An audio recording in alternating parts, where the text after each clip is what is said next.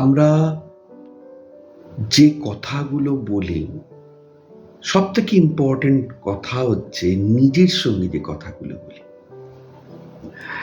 এবং এই নিজের সঙ্গে যখন কথা বলতে শুরু করি এবং সেই কথাগুলো দৃঢ়ভাবে বলতে শুরু করি, তখন একটা নতুন বাস্তবতার জন্ম দেয়।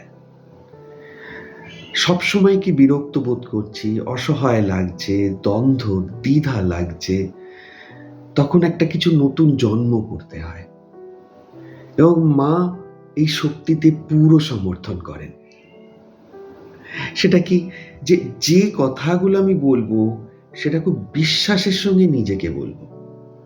যত আস্তে আস্তে আমি নিজেকে বিশ্বাসের সঙ্গে বলতে শুরু করব, কথাগুলো কিন্তু সত্যি হতে থাকবে।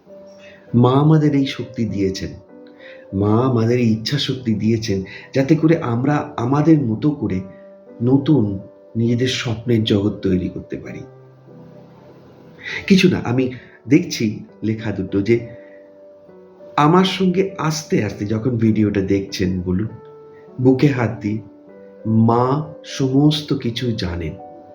বলবেন বিশ্বাসের সঙ্গে, মা সমস্ত কিছু জানেন।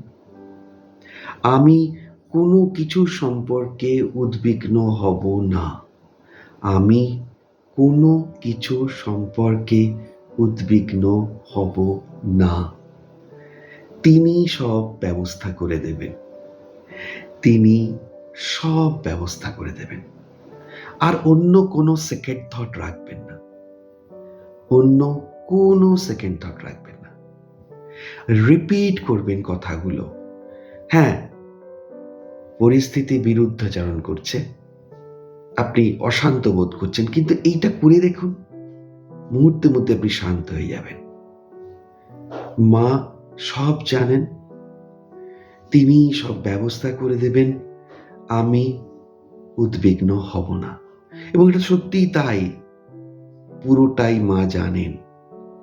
কিভাবে এই পরিস্থিতি থেকে বেরোতে হয় সেটাও মা জানেন।